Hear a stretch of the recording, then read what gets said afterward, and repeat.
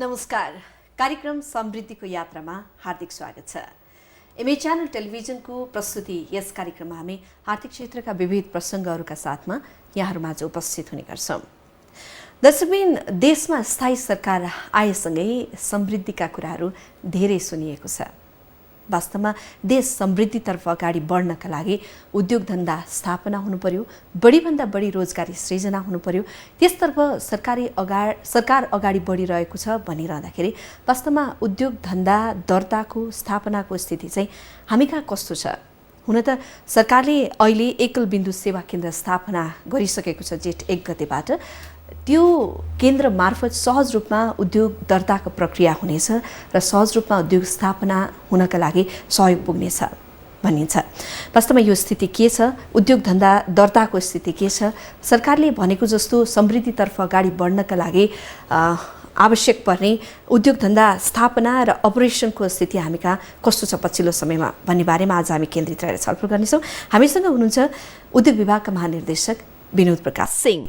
आउनुहोस्, उहाँलाई स्वागत गरौँ। स्वागत छ। सन्चै हुनुहुन्छ? ठीक छ। पछिल्लो समयमा देशमा स्थायी सरकार आएसँगै उद्योग धन्दा स्थापना अथवा दर्ताको प्रक्रिया कस्तो छ? यो विगत केही वर्षदेखिको उद्योगको दर्ताको र स्थापनाको स्थिति हेर्दाखेरि आन्तरिक रूपमा जुन लगानी हो त्यो लगानीको हिसाबमा हेर्दाखेरि राम्रो छ, उत्साहप्रद नै देखिन्छ। तर जुन रूपमा राज्यले एउटा लक्ष्य लिएको छ रोजगारीको, उत्पादनको र जुन विदेशी आयात प्रतिस्थापनको, त्यो किसिमले हेर्दाखेरि यो अझै पनि पर्याप्त भइसकेको छैन। त्यसैले त्यो अहिले प्रयासरत हामी छौँ र त्यो गर्नेलाई तपाईँले भन्नुभयो एकल बिन्दु सेवा केन्द्र लगायतका जुन अहिले स्थापना भएर नीतिगत सुधारहरू, कानुनी प्रक्रियामा सुधारका कुराहरू भइरहेछन्। यसले मलाई के विश्वास छ भने आगामी दिनमा यो उद्योगको स्थापना, उद्योगको लगानी र त्यो साथसाथै त्यसले गर्ने उत्पादनको कुराहरू त्यो धेरै वृद्धि हुँदै जाने अपेक्षा चाहिँ गर्न सकिन्छ। हजुर, जुन रूपमा उद्योगिक व्यवसायहरूले लामो समयदेखि माग गर्दै आउनुभएको थियो एकल बिन्दु सेवा केन्द्रको, अहिले आएर यो माग पुरा भएको छ। उद्योगिक व्यवसायहरू आफैमा पनि हामी अत्यन्तै उत्साहित छौँ। अब चाहिँ काम गर्न सहज हुन्छ होला। 10वटा मन्त्रालयमा फाइल बोकेर धाउनुपर्ने, 10जना मान्छेलाई रिजाउनु पर्ने स्थिति थियो। तर अब त्यो कुराबाट हामी मुक्त हुँदैछौँ भन्नुभएको छ। वास्तवमा त्यो उहाँहरूले जुन आशा गर्नुभएको छ नि, त्यो खालको आशाअनुसार हामी काम गर्न सक्ने कन्डिसनमा छौँ कि छैनौँ? हुन त भर्खरै अब गएको जेठ 1 गते इस्टाब्लिस भएको हो। यसमा कर्मचारी म्यानेजमेन्टदेखि लिएर अरू कुराहरूमा पनि यहाँहरू अझै पनि लागि नै पर्नु भएको छ भनिएको छ। एज अ लिडरसिप तपाईँ आफैले पनि यसको नेतृत्व लिनुभएको छ। कस्तो छ स्थिति चाहिँ? यो वास्तवमा योभन्दा अगाडि पनि 2073 सालको औद्योगिक व्यवसाय ऐन लागू भएपछि पनि एकचोटि प्रयास गरिएको थियो। तर त्यो बेला के भन्छ, तयारी नभएर नै प्रयास गरिएको जस्तो देखियो कि एउटा दुईवटा निकायका केही कर्मचारी आएर बस्नुभयो, तर 2-4 दिनपछि त्यसले फङ्सनल हुन सकेन। र अहिले यही अहिले चालु आर्थिक वर्षको बजेटमा पनि यो कुराहरू उल्लेख गरिएको थियो। हामीले त्यो कुरा लक्ष्यमा राखेका थियौँ उद्योग वाणिज्य आपूर्ति मन्त्रालयको उसमा। र साथै अहिले जुन सामान्य राष्ट्रपतिजीको यस वर्षको बजेट कार्यक्रमको नीति कार्यक्रमको जुन वक्तव्य के अरे घोषणा आएको छ उहाँको चाहिँ, त्यसमा पनि यो कुरालाई जेठ 1 गतेदेखि स्थापना गरेर सञ्चालन गर्ने कुरा नै आइसकेपछि सरकारले यसलाई एकदमै प्राथमिकता साथ लिएको विषय हो यो। र तयारी यसको एक लेभलको हामीले पूर्ण तयारी साथैलाई सुरु गरेछौँ गर्न चाहिँ। तर अझै पनि काम गर्दै जाँदा र विभिन्न निकायहरू 14वटा निकायहरूको तपाईँ एकै ठाउँ हामी बसेर काम गर्दाखेरि पक्कै पनि त्यति सहज र एकदमै स्मुथ आज नै हुन्छ भन्ने छैन। तर बेसिक कुराहरू हामी सुरुवात गरिसकेका छौँ र अहिले प्राथमिक रूपमा त्यसको परिणाम हेर्दाखेरि हामी धेरै उत्साहित छौँ। र यसमा भएका केही चुनौतीहरूलाई सबै निकायहरूको समन्वयमा हामी समाधान गर्न पनि सक्षम छौँ। र अहिले जुन किसिमको रेस्पोन्स आएको छ विशेष गरी लगानीकर्ताहरूको एउटा निजी क्षेत्रबाट र आम यो सम्बन्ध सरोकार राख्ने व्यक्तित्वबाट त्यो धेरै नै सकारात्मक छ, आफूलाई हौसला पनि प्रदान गरेको छ। र मलाई के विश्वास छ भने केही महिनापछि नै यसमा थप जुन हामी चाहिँ यसमा चाहिँ क्लियरिटी गर्दैछौँ, विशेष गरी प्रोसिड्युरल कुराहरू र विभिन्न निकायमा भएका ऐन नियमहरू। अहिले जुन निकाय त्यहाँ कार्यरत हुनुहुन्छ इकाइहरू, उनीहरूले आफ्नो ऐन नियमहरू, आफ्नो नीति नियमहरू मान्नुहुन्छ, स्वाभाविक पनि छ। र तिनीहरूलाई एउटा कम्प्याक्ट रूपमा र एकै ठाउँमा आउने गरी हिजोको दिनमा सोचेको थिएन। त्यो काम हामी अहिले गरिरहेको छौँ। र जुन नेपाल सरकारले हालै गरेको निर्णय छ, त्यो निर्णय पनि जुन यो सूचना जारी गरेको छ राजपत्रमा, त्यसमा पनि सबै निकायहरूका कामहरू एकै ठाउँबाट गर्ने सम्बन्धमा गर्नुपर्ने आवश्यक प्रक्रियाहरू, आवश्यक सुधारका कुराहरू पनि गर्ने भन्ने उल्लेख भएको हुनाले पनि अहिले सबै निकायहरू यसमा चाहिँ सकारात्मक छन् र हामी त्यसलाई प्रतिबद्ध भएर लागेका छौँ। र मलाई के विश्वास छ भने यसले एउटा राम्रो परिणाम दिनेछ र जुन अपेक्षा गरिएको छ विशेष गरी लगानीकर्ताहरूबाट त्यो अपेक्षालाई पुरा गर्न हामी सफल हुनुहुन्छ। हिसाब जस्तो 14वटा निकायले प्रदान गर्ने सेवा हामी यो केन्द्रबाट प्राप्त गर्छौँ भनिरहँदाखेरि एउटा उद्योगी जसले उद्योग गर्न चाहन्छ उसले यो द्वारबाट प्रवेश गरिसकेपछि प्राप्त गर्ने सेवाहरू चाहिँ के हुन्? अब अहिले विभिन्न सेवाहरू जुन एउटा उद्योगको हामी भन्दाखेरि छोटो भन्दाखेरि इन्ट्रीदेखि एक्जिटसम्म अथवा प्रवेशदेखि बहिर्गमनसम्मको सम्पूर्ण सेवाहरू हामी उपलब्ध गराउँछौँ। छोटो भन्दा त्यो भन्दाखेरि के हो भने यसमा त अरू भौतिक पूर्वाधारका कुराहरू पनि जोडिन आउँछन्, पानी विद्युतका कुराहरू पनि आउँछन्। त्यसैले अब यीमा कस्तो भने अहिले हामीले दिने सेवाहरूमा विभिन्न सेवाहरू छन्।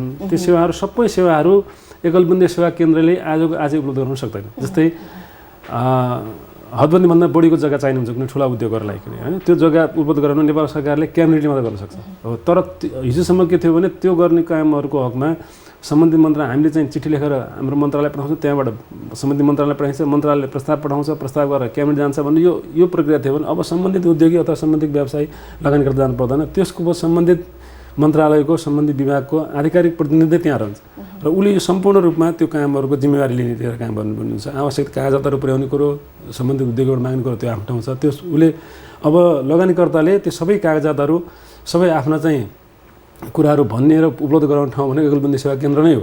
त्यो बाहेक अरू लगानीकर्ताले अब कहीँ पनि जानु पर्दैन भन्ने यसको कन्सेप्ट हो। त्यो अनुसारमा लागेको छौँ र अहिले त्योभन्दा पनि कस्तो भने अन्य सेवाहरू जस्तै अब बाटोको कुरा होला होइन, कुनै अब पहुँच रोडको कुरा हुन्छ, पहुँच मार्गको कुरालाई पनि हामी सहजीकरण गर्छौँ भने चाहिँ हामी त्यस्ता खालको प्राविधिक राखेका छौँ जसको सरकारसँग माग गर्ने, सरकारसँग सहजीकरण गर्ने काम त्यहीँबाट हामी गरिदिनेछौँ।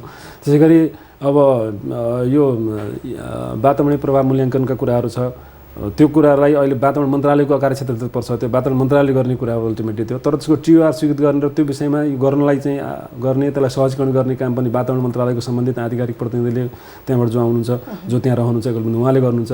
पनि त्यो बाहेकका पनि हरेक दिन गर्नुपर्ने कामहरू एकदमै फ्रिक्वेन्टली हुने कामहरू अहिले के देखिन्छन् उद्योग विभागले सिफारिस गरेर अन्य निकायले गर्ने भनेको जस्तै विदेशी लगानीको हकमा र नेपालमा उद्योग स्थापित उद्योगहरूको हकमा पनि नेपाली लगानी भयो पनि कतिपय ठाउँमा विदेशी कामदार राख्नुपर्ने आवश्यकता बाध्यता छ। उनीहरूलाई भिसा र उनीहरूको चाहिँ वर्क पर्मिटको कुराहरू छ, त्यसको लागि अलग अलग निकायमा जानुपर्ने छ। त्यो त्यहीँबाट उपलब्ध हुन्छ त्यो।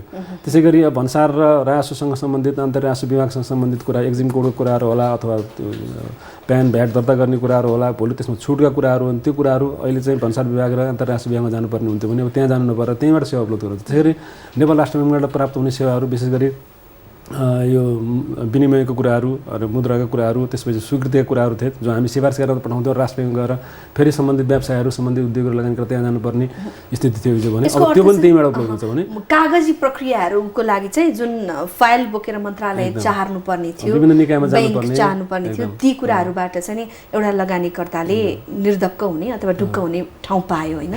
अब भौतिक पूर्वाधारका कुराहरू निर्माण यहाँले भन्नुभएको जस्तो बाटो घाटो बिजुली बत्ती लगायतका कुराहरूमा पनि समन्वय गर्ने चाहिँ अधिकार प्राप्त छ यो निकाय। सहजीकरण गर्ने, समन्वय गरिदिने, त्यो विषयमा सम्बन्धित निकायमा चाहिँ आफ्नो कुराहरू राखिदिने, यो आवश्यक छ भने सिफारिस गर्ने आदि कुराहरू हामी गर्छौँ, त्यो निकायले गर्छ।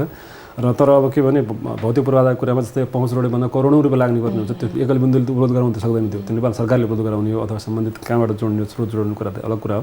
तर हिजोको दिनमा फाइल बोकेर आफै कुद्नुपर्ने, आफै लाग्नुपर्ने हुन्थ्यो भने अब त्यो स्किमहरूको आधारमा जुन उद्योगले जस्ता खालको स्किमहरू ल्याउनुहुन्छ, जुन उद्योग दर्ता गर्नुहुन्छ, त्यो आवश्यक छ भन्ने कुरा एकलबुन्दु सेवा केन्द्रलाई लागेमा उसले चाहिँ त्यसलाई पहल गर्ने, सहजीकरण गर्ने काम एकलबुन्दु सेवा केन्द्रले गर्छ। डिसा जुन रूपमा व्यवसायीहरू अत्यन्त उत्साही भएका छन् यो विषयलाई लिएर होइन, अब केन्द्र स्थापना भएको पनि 1 हप्ता त पुगिसकेको छ।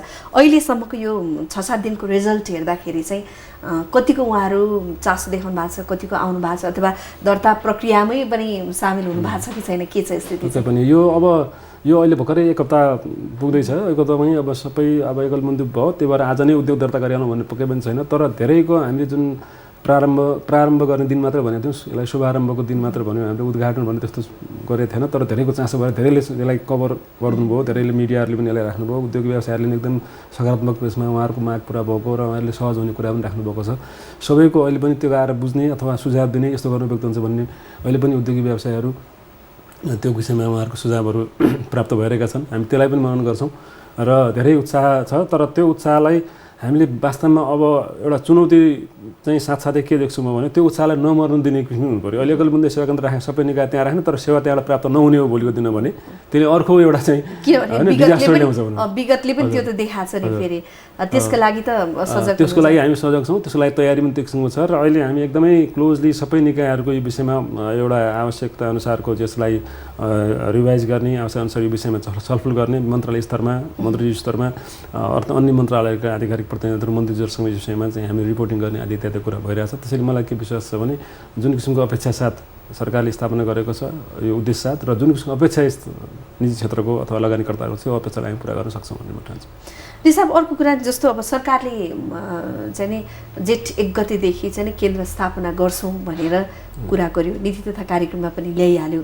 त्यो प्रेसरमा हतार हतार काम गर्नु पर्यो, तर हामी पूर्ण रूपमा तयारी अवस्थामा चाहिँ थिएनौँ है भनेर केही व्यक्तिहरूको आवाज पनि सुनियो। जस्तो पक्कै पनि सजिलो छैन, किनभने 14वटा निकायमा सहसचिव स्तरका व्यक्तिहरू राख्नु पर्यो, उपसचिव माफ गर्नुहोला, उपसचिव स्तरका व्यक्तिहरू राख्नु पर्यो। यसको अर्थ विज्ञ नै त्यही लेभलबाट डिसिजन गर्न सक्ने व्यक्ति राख्न त सहज त छैन। ती सबै कुराहरू म्यानेज गर्नु पर्यो, सँगसँगै भौतिक पूर्वाधार आन्तरिक रूपमा पनि त हामी तयार त हुनु पर्यो नि। अलिक प्रेसर पर्यो कि क्या हो है? यो कस्तो छ भने वास्तवमा तपाईँ त्यहाँ देख्नुभएको छ तल जुन हामीले अहिले उद्योग विभागको परिसरमा जुन नयाँ भवन बनेको छ त्यो भवनको तल्लो फ्लोर सम्पूर्ण रूपमा एकलबुन्दी सेवा केन्द्रको लागि भनेर निर्माण गरेको छौँ हामीले। अन्तिम चरणमा यो वास्तवमा सुरु गर्दाखेरि त्यो सोच थिएन, 2 वर्ष अगाडि भवन सुरु गर्दाखेरि उद्योग विभागलाई मात्रै भनेर बनाइएको भवन थियो, तर हामीसँग पर्याप्त स्थान पनि छ र उपयुक्त ठाउँ पनि त्यो हुन्छ। उद्योग विभागले लिड गर्नुपर्ने कारणले पनि त्यहाँ राख्नु पनि आवश्यकता भयो, तर त्यो भवन समयमा बन्न सकेन। अथवा हामी 3 महिना अगाडि नै सुरु गर्ने पनि एक सोच थियो होइन।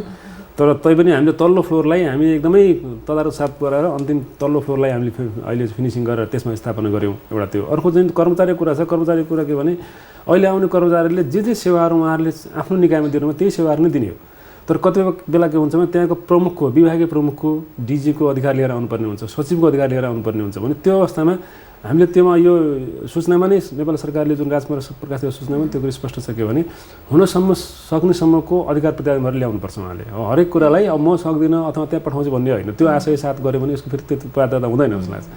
र तर त्यो हुन सकेन, कुनै कुरा यस्तो नियम कानुनमा यस्तो छ कि अधिकार प्रत्याहार हुन नसक्ने स्थिति छ भने त्यस्तो कुराहरूको जिम्मेवारी सम्बन्धित निकायबाट जो आउनुहुन्छ उहाँहरूकै जिम्मेवारी हो त्यो। अब त्यो हाम्रो लगानीकर्ता उद्योगीले गएर त्यो फाइल बोकेर जाँदैन।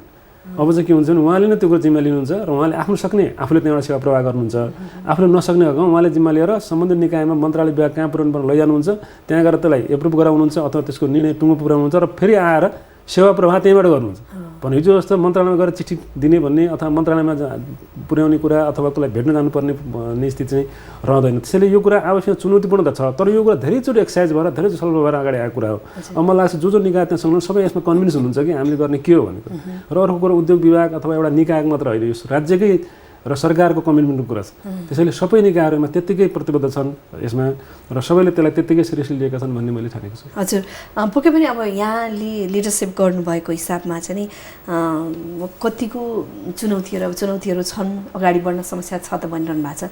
कस्ता कस्ता चुनौतीहरू देख्नु भएको छ त? यही अब एउटा यहाँले गर्नुभयो भौतिक पूर्वाधार पनि हामीले चाहिँ वास्तवमा प्रयास गऱ्यौँ रातो दिन लागेर, तर अझ पनि त्यसमा कतिपय कुराहरू सुधार गर्नुपर्ने कुराहरू छ। जति रूपमा कर्मचारी रहन्छन् त्यो रूपमा भौतिक पूर्वाधार हामी पूर्ण रूपमा गर्न सकेका छैनौँ। अहिले हामीले ल्यापटप कम्प्युटरहरू टेबल कुर्सीहरू दराजहरू दिएका छौँ, तर अझ त्यसमा चाहिँ हामीले जबसम्म अटोमेसन र अनलाइन सिस्टममा जान सक्दैनौँ तबसम्म यो भौतिक पूर्वाधारले फिजिकल्ली भौतिक रूपमा एक ठाउँमा बसेर मात्रै अहिलेको सेवा प्रदायकको इच्छा पुरा हुँदैन अथवा त्यो किसिमको उहाँहरूलाई सेवा चाहिँ सन्तुष्ट नहुन सक्ने हुनसक्छ। त्योतिर जान आवश्यक छ। त्यसमा हामी अहिले लागिपरेका छौँ, अर्को चरणमा हामी त्यो गर्छौँ भने यो सबैलाई अनलाइन सिस्टम र अटोमेसनमा जान्छौँ हामी। र साथै अब त्यो हुँदाखेरि के हुनेछ भने अहिले सचिवज्यूले गर्नुपर्ने कुनै फाइल सदर गर्नुपर्ने छ भने त्यो फाइल बोकेर सम्बन्धित कर्मचारी गइरहनु परेन। अब यहीँबाट उहाँले इन्ट्री गर्नुहुन्छ। अब यो काम चाहिँ सुरु भइसकेको हो कि केन्द्र स्थापना सँगै? अब यहाँ हामी अझै पनि अन्य तयारीहरू आन्तरिक रूपमा छौँ। यहाँले भन्नुभएको जस्तो भौतिक रूपमा नै पूरै रूपमा प्रिपेरेसन हुन नसकेको कन्डिसनमा अहिले त काम सुरु गर्न सकेको छैन होला। सुरु भइ नै सकेको। मैले भने के भने सेकेन्ड स्टेजको कुरा गर्दैछु म। अनलाइन सिस्टममा अटोमेसनमा गएपछि मात्र यसले पूर्णता पाउँछ जस्तो लाग्छ मलाई चाहिँ पर्सनली भन्दाखेरि। र त्यो किसिमको लक्ष्य हामीले लिएका छौँ। अहिले भौतिक रूपमा सबै कर्मचारीहरू बस्ने थिए र उहाँहरूले सेवा प्रवाह गर्न सुरु गरिसक्नु भएको छ, तर त्यसपछिको भने अटोमेसन र अनलाइन सिस्टम नै हो। त्यो अटोमेसनमा जानुपर्ने आवश्यकता छ। त्यो कुरालाई हामी हेरिरहेका छौँ। र अहिले पनि कस्तो भने विशेष गरी 3वटा निकायहरूको सबभन्दा बढी काम हुने देखिन्छ त्यहाँ होइन। त्यस्तै अन्तर्राष्ट्रको कुराहरू, त्यसै गरी इमिग्रेसनका कुराहरू र त्यसै गरी राष्ट्र ब्याङ्कले उहाँले दिने सेवाहरू फ्रेन्कली दिनुपर्ने सेवाहरू त्यो सेवा उहाँले त्यहीँबाट सुरु गरिसक्नु भएको छ र अन्य निकायले दिने सेवा भनेको 100वटा उद्योगमा एउटा दुईटालाई मात्रै दिनुपर्ने सेवाहरू हुन्छन् त्यो सेवाहरूको हकमा पनि हामी सुरु गरेका छौँ त्यो पनि अहिले उहाँहरूको कर्मचारी डेडिकेटेड कर्मचारी हामीसँग नामहरू व्यक्तिहरू प्राप्त भइसकेका छन् उहाँले काम गर्ने भनेर त्यसमा पनि हामी गरिरहेका छौँ। निसाब अर्को एकदमै ठुलो गुनासो जस्तो नि कुनै लगानीकर्ता लगानी गर्न आउँछ विशेष गरी विदेशी लगानीकर्ताको कुरा गर्नु पर्दाखेरि चाहिँ लगानी गर्न आउँछ तर उसले चाहिँ नेपालमा इन्ट्री गर्न अनेकौँ झमेलाहरू बिहोर्नुपर्छ प्लस दर्ता प्रक्रियाका कुराहरू आफ्नो ठाउँमा छ होइन। अब लगानी गर्छु भनेर आइसकेको व्यक्तिलाई पनि तँलाई मैले लगानी गर्न यो चाहिँ वातावरण बनाइदिएँ यो काम गरेँ त्यसले गर्दाखेरि तैँले मलाई यति पे गर्नुपर्छ भन्ने खालका कुराहरू बाहिर आए र यसले गर्दाखेरि पनि लगानीकर्ताहरूलाई हामीले आकर्षित गर्न सकेनौँ कि उनीहरू बाटैबाट भाग्नुपर्ने स्थिति आयो भन्ने खालका समाचारहरू आए र देखिए पनि कतिपय कन्डिसनमा होइन। अब यो कुराबाट चाहिँ लगानीकर्ता डराउनु पर्ने स्थिति त छैन होला नि अब सेवा केन्द्र स्थापना भएपछि।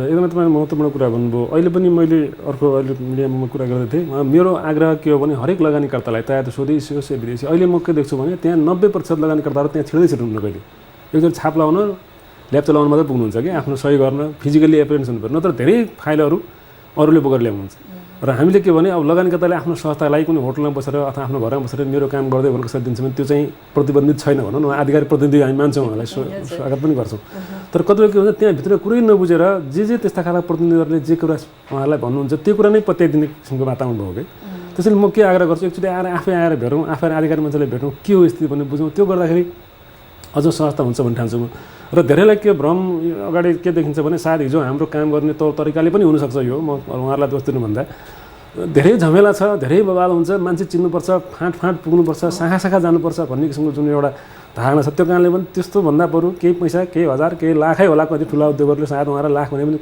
पर्सेन्ट हिसाबले धेरै कम भयो 0.0 कति % होला तर त्यो पनि ठुलो रकम हो नि त होइन त्यसैले त्यसले हेरेस हुने किसिमको वातावरण छ कि भन्ने किसिमको एउटा भान परेछ तर त्यो पटक्कै छैन। म आग्रह गर्छु सबै लगानीकर्ता मिडियालाई पनि हामी कसरी काम गर्छौँ के गर्छौँ भन्ने कुरा हेरिदिने हुन त्यसलाई अगाडि आफूले बुझिदिने हुन त्यसपछि मात्रै अनि आफूले जुनसँग सहयोग लिनु सकिन्छ अरूसँग पनि आफै आउनुपर्छ सधैँ भन्ने होइन। हामी त चाहन्छौँ भोलि घरै बसेर आफ्नै डेस्कटपबाटै आफ्नै ल्यापटपबाटै गर्न सकिन्छ मोबाइलबाटै सेवा लिन सकोस् भन्ने पनि हामी लागिरहेछौँ तर त्यहाँ सेवा के दिइन्छ त्यो सेवा कसरी प्रभाव गरिन्छ भन्ने कुरामा राजनीतिक बुझ्ने आग्रह गर्छु र कतिपय हामी भन्ने गर्छौँ यति पैसा यहाँ लाग्यो यति पैसा यहाँ लाग्यो भन्ने गरिन्छ भन्ने सुन्छु म पनि होइन। लगानीकर्ताहरूले यस्तो किसिमको गुनासो आउँछ भनेर जुनसुकै रकमको पनि रसिद लिनु पऱ्यो होइन। नेपाल सरकारले दिनु त हामीले रसिद नलिएर अथवा प्रमाण नदिएर त पैसा दिनु पनि भएन त्यो कुराहरू चाहिँ पनि सबैले सजगता सबैले अपनाइदिनु भयो भने यस्ता खालका छिटपुट खालका घट्ने घटनाहरू छिटपुट खालका गुनासाहरूलाई पनि हामी निवारण गर्न सक्छौँ भन्ने ठान्छु। हजुर निसाब अर्को कुरा जस्तो अब देशमा लगानी भित्रिएपछि अथवा वैदेशिक लगानी भइसकेपछि मात्र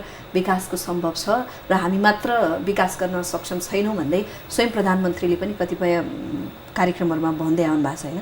तर पछिल्लो समयमा उद्योग विभागले चाहिँ वैदेशिक लगानी अथवा विदेशी उद्योगहरूलाई दर्तामा रोक लगाएको छ भनिएको छ वास्तवमा किन त्यो रोक लगायो भन्ने सम्भवै छैन। त्यो हामी त सधैँ प्रोत्साहित गर्ने हो।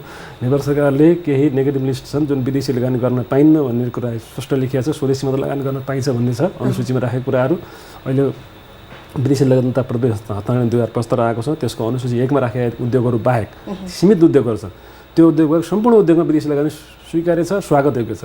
तर अहिले के हो भने अहिले यो रोक भन्दा पनि अहिले केही हदसम्म स्थगित जस्तो भएको छ। त्यसको कारण के हो भने अहिले यो न्यूनतम जुन यो लगानीको हद तोक्ने भनेर अहिलेको ऐनमा व्यवस्था गरिएको छ त्यो व्यवस्थाअनुसार हाम्रो प्रस्ताव अहिले मन्त्रालयबाट भएर गएको छ। अब नेपाल सरकारले निर्णय गरिसकेपछि सायद हिजो आजको क्याबिनेटले त्यो निर्णय गर्छ होला भयो होला त्यो भएपछि राजपत्रमा सूचना प्रकाशित भएपछि त्यसपछि सहज हुन्छ। राजपत्रमा त्यो सूचना प्रकाश नभएको कारणले बिचमा हुन नसकेको कारणले मात्र यो केही दिनलाई मात्र स्थगित भएको हो। तर वैदेशिक लगानी रोक्ने भन्ने त हामीले कल्पनै गर्दैनौँ।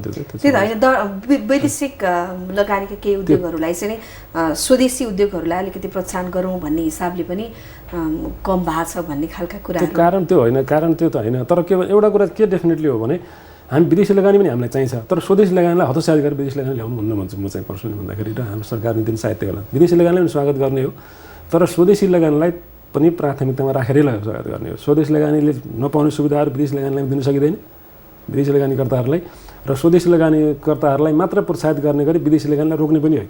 अहिले कतिपय क्षेत्रहरू छन् जहाँ चाहिँ विदेशी लगानीको प्रविधिको कारणले गर्दा पुँजीको कारणले गर्दा विदेशी लगानी हाल्न आवश्यक छ भने कतिपय कुराहरू छ, यस्तो कुराहरू छ जो स्वदेशी लगानीले मात्रै पनि पर्याप्त हुनसक्छ, स्वदेशी लगानीले मात्रै हुनसक्छ। त्यो उद्योगहरूमा हामीले स्वदेशी लगानीलाई प्रोत्साहित गर्नुपर्छ। यो दुईटै कुराहरू समान रूपमा र यसलाई ब्यालेन्स रूपमा जान आवश्यक छ, जुन कुरा सरकारले गम्भीर रूपमा हेरिरहेछ र त्यो गरिरहेको पनि छ। अहिले केही दिन मैले भने केही दिनको रोकावट अथवा विदेशलाई स्वीकृति नहुने अरू कुरा त कन्टिन्यू भइरहेछ, प्रस्ताव आउने कुराहरू यताउति, तर स्वीकृति हुनलाई अहिले केही दिनलाई एउटा स्थगित भएको कारणले चाहिँ त्यो देखिएको होला। तर त्यो होइन, हामी केही दिनभित्रै सायद सम्भवतः यही हप्ता अन्तसम्म हामी त्यसलाई सुरु गर्छौँ फेरि। र धेरै विदेशी लगानीकर्ताहरूले चासो पनि राख्नु भएको छ, उहाँको फाइलहरूमा हामी कहाँ आएका छन्, स्किमहरू आएका छन्, त्यो कुरालाई हामी गम्भीरतापूर्वक अध्ययन गर्ने काम विभागले गरिरहेछ। हजुर, अब आर्थिक वर्ष 2075-76 को बजेटको तयारीमा छ सरकार पनि अन्तिम चरणमा। यसपटक उद्योग क्षेत्रमा विशेष गरी केले प्राथमिकता पाउँदैछन्? त्यो सबै त मैले अहिले भन्न सक्ने कुरो हुँदैन, तर हाम्रो सिफारिस के हुन्छ विभागको लामो समयदेखिको छलफल त निरन्तर चलिरहेको छ। विभागको सिफारिस दुईजना कुरा के हो भने उद्योगहरूलाई प्रोत्साहित हुने गरी, उत्पादनलाई प्रोत्साहित हुने गरी, उत्पादनमूलक उद्योगलाई प्रोत्साहित हुने गरी, रोजगारी वृद्धि हुने गरी र निर्यातमा प्रवर्धन हुने खालका उद्योगहरूलाई प्राथमिकता राख्नुपर्छ। उनीहरूले पाउने सुविधामा बढोत्तरी हुनुपर्छ, अनुदानमा बढोत्तरी हुनुपर्छ, पाउने ऋणहरूमा सहुलियत हुनुपर्छ भन्ने एउटा जनरल कन्सेप्ट हामी राख्छौँ। त्यसै गरी अहिले केही वस्तुहरूमा के देखिएको छ भने अब फिनिस प्रोडक्टहरू छ, अन्तिम उत्पादन भएको वस्तुहरूभन्दा र मेटेरियलको पनि कतिपय ठाउँमा समान भन्सार दर हुँदाखेरि र मेटेरियलको कतिपय ठाउँमा भन्सार दर अझ अलिकति केही बढी भइदिँदाखेरि त्यसले वास्तवमा उत्पादन गर्नलाई गाह्रो छ, केही उद्योगहरूको त्यस्तो देखिएको छ। त्यो कुराहरूलाई पनि सम्बोधन गरिदिनुपर्छ भन्ने हामीले अनुरोध गरेका छौँ। मलाई लाग्छ यसपालिको बजेटमा त्यो कुरा सबैलाई सम्बोधन हुनेछन् र विशेष गरी घरेलु साना उद्योगहरू छन्, जुन स्थानीयले बना घर घरमा हुने उद्योगहरू छन्, त्यो कुराहरूलाई पनि उद्योग विभागले सिधै त हेर्दैन, तर त्यो प्रवर्धन गर्नु आवश्यक छ। हामीलाई वास्तवमा लाखौँ रोजगारी त्यसले उत्पादन गरेको छ, तिनीहरूलाई व्यावसायीकरण गर्ने, बजारीकरण गर्ने, त्यसमा सहुलियत दिने कुराहरू हुनु छ। त्यसै गरी निर्यातमा नगद अनुदान पनि हाम्रो प्राथमिकता हो। अब निर्यातमा नगद अनुदानले एउटा स्वदेशी उद्योगलाई प्रोत्साहित गर्छ भने अर्को विदेशमा कम्पिट गर्नु पनि सजिलो हुन्छ, किनभने हामी मात्र उत्पादन गर्ने छैनौँ, राष्ट्र छैनौँ, अरूले पनि त्यही सामानहरू उत्पादन गर्छन् भने त्यो कुराहरूलाई हाम्रो आफ्नो गुणस्तर एउटा मेन्टेन गर्दै अनुदान पनि यदि हामीले दिन सक्यौँ भने अनि त्यसपछि बल्ल तेस्रो मुलुकमा उत्पादित सामानहरूसँग विश्व बजारमा हामीले कम्पिटिसन गर्न सक्ने स्थिति हुन्छ, प्रतिस्पर्धा गर्न सक्ने स्थिति हुन्छ। त्यो कुरामा सरकारले चाहिँ ध्यान दिनुपर्छ अथवा त्यो सम्बोधन गर्नुपर्छ भन्ने हाम्रो धारणा रहेको छ। यी धेरै कुराहरू सम्बोधन हुन्छन् भन्ने अपेक्षा गरेको छु। हजुर, हिसाब स्टुडियोसम्म आइदिनु भयो, यति धेरै कुराहरू हामीलाई सेयर गरिदिनु धन्यवाद। दर्शकबिन, आज कुराकानी हामीले सरकारले स्थापना गरेको एकल बिन्दु सेवा केन्द्रका बारेमा केन्द्रित रहेर